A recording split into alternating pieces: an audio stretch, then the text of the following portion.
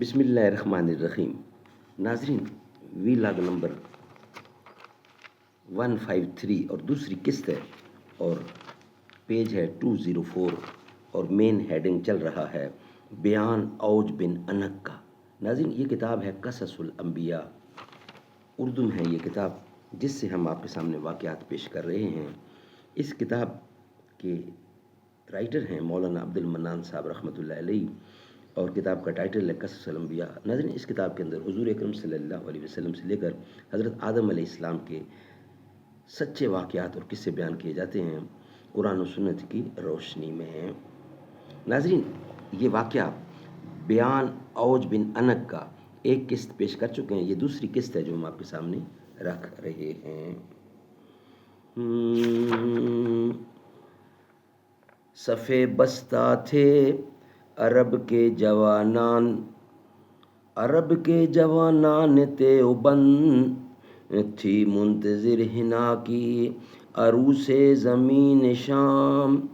ایک نوجوان صورت سیباب مسترب، آ کر ہوا امیر عساکر سے ہم کلام۔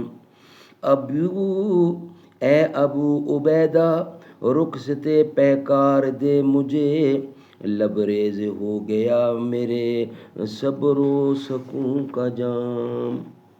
بیان اوج بن انک کا۔ اللہ تعالیٰ نے وعدہ نصرت فرمایا اور فرمایا ہے کہ میں تمہیں ان کافروں پر فتح دوں گا۔ ادھر قوم سے حضرت موسیٰ علیہ السلام نے کہا، قولہ تعالی قالوا یا موسیٰ ان فیہا قوما جبارین۔ بولی قوم، اے موسیٰ، وہاں پر ایک شخص ہے بڑی قد و قامت والا اور وہ بڑا ہی زبردست ہے، ہم وہاں ہرگز نہ جائیں گے جب تک وہ وہاں سے نکل نہ جاوے۔ اللہ تعالیٰ کی نوازش تھی ان دونوں پر۔ وہ یوشع بن نون اور کالوت بن قتادہ تھے، اور وہ دونوں بزرگ نیک تعینت تھے ان 12 سرداروں میں بنی اسرائیل کے، اور وہ دونوں حضرات موسیٰ اور حضرت ہارون کے بعد پیغمبر ہوئے۔ وہ دونوں بزرگ بولے کہ اے قوم، بیٹھ جاؤ اور ان پر حملہ کرو دروازے سے، کیونکہ قوم جبار نہایت قوی ہے اور خدا تم کو فتح دے گا۔ اور موسیٰ علیہ السلام نے وعدہ کیا کہ خدا ان کو ضرور ہلاک کرے گا، جیسا کہ فرعون کو ہلاک کیا۔ اور تم لوگ تو اللہ پر یقین رکھتے ہو، پھر کیوں نہیں اس پر بھروسہ کرتے؟ اس پر بھی وہ لوگ کہنے لگے کہ ہم ہرگز نہ جاویں گے ساری عمر جب تک وہ وہاں رہیں گے۔ اے موسیٰ، تو اور تیرا رب دونوں جا کر ان سے لڑو، ہم تو یہیں بیٹھے رہیں گے۔ پھر حضرت موسیٰ علیہ السلام نے ان سے غصہ ہو کر اللہ تعالیٰ سے بد دعا کی۔ قولہ تعالی قال رب انی لا املک، بولے موسیٰ، اے رب، میرے اختیار میں نہیں مگر میری جان اور میرا بھائی، سو تو جدائی کر دے ہم میں اور بے حکم لوگوں میں۔ قصہ یہ ہے کہ اللہ تعالیٰ نے بنی اسرائیل سے فرمایا کہ جہاد کرو، عمالقہ جبار سے ملک شام چھین لو، پھر ہمیشہ کے لیے وہ ملک تمہارا ہوگا۔ حضرت موسیٰ نے 12 شخص کو بنی اسرائیل کے 12 قبیلے پر سردار کیا تھا اور ان کو ملک شام میں بھیجا تاکہ اس ملک کی خبر لائیں۔ چنانچہ وہ خبر لائے تو ملک شام کی بہت خوبیاں بیان کی، اور وہاں مسلط تھے عمالقہ نے ان کی قوت زور بھی بیان کیا۔ پھر حضرت موسیٰ نے ان سے کہا کہ تم قوم کے پاس خوبی ملک کی بیان کیجیے اور قوت دشمن مت بیان کرنا۔ اس حکم پر صرف وہ شخص قائم رہے اور 10 شخص نہ رہے۔ جب قوم نے ان سے عمالقہ کا زور و قوت کو سنا تو وہ اپنی نامردی ظاہر کرنے لگے، اور انہوں نے یہ چاہا کہ ہم پھر لوٹ کر اپنے مصر جائیں۔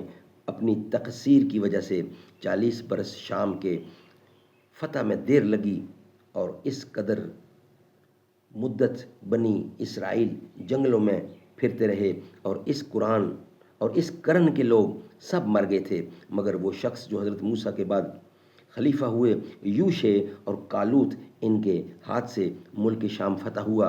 القصہ، موسیٰ و ہارون اپنا عصا ہاتھ میں لے کر ملک و شام کو برائے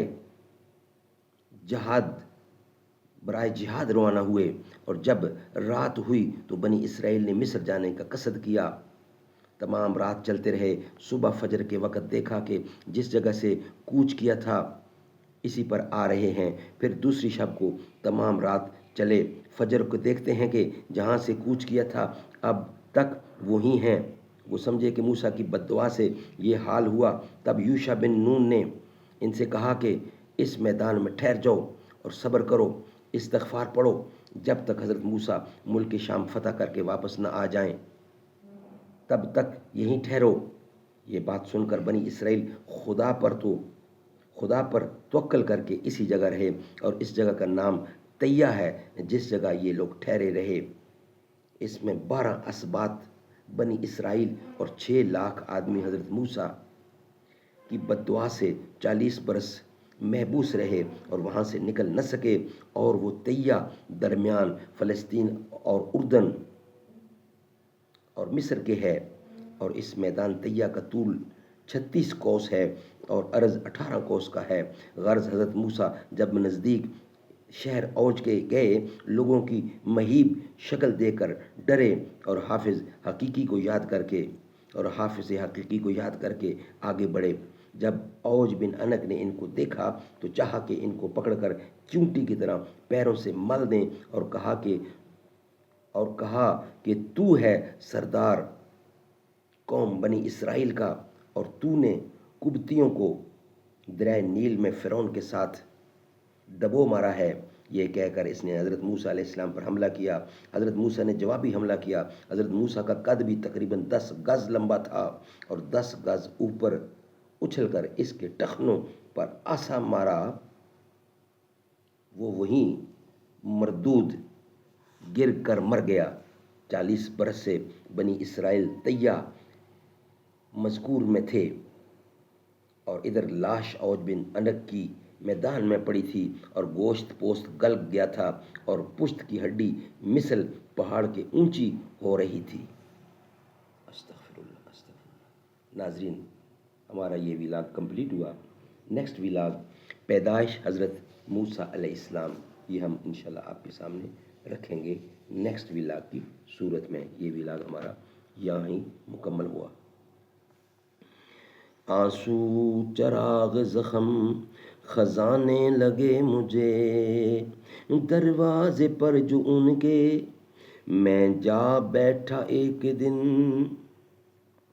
دیوار کی طرح وہ اٹھانے لگے مجھے، ظالم کا ہاتھ جب میری دستار پر پڑا، دنیا کے پاؤں اپنے سر آنے لگے مجھے، سچائیوں کا زہر میں پینے چلا تو ہوں، یہ زہر پی کے نیند نہ آنے لگے مجھے، رکھنا نہ میری موت کا بھی غم سنبھال کر، آنکھوں سے اپنے لوگ بہانے لگے مجھے، مجھ سے ملے بغیر مظفر جو تھے خفا، میں ان سے مل لیا تو منانے لگے مجھے، چہرے جدید جسم پرانے لگے مجھے، ایک موڑ پر تمام زمانے لگے مجھے۔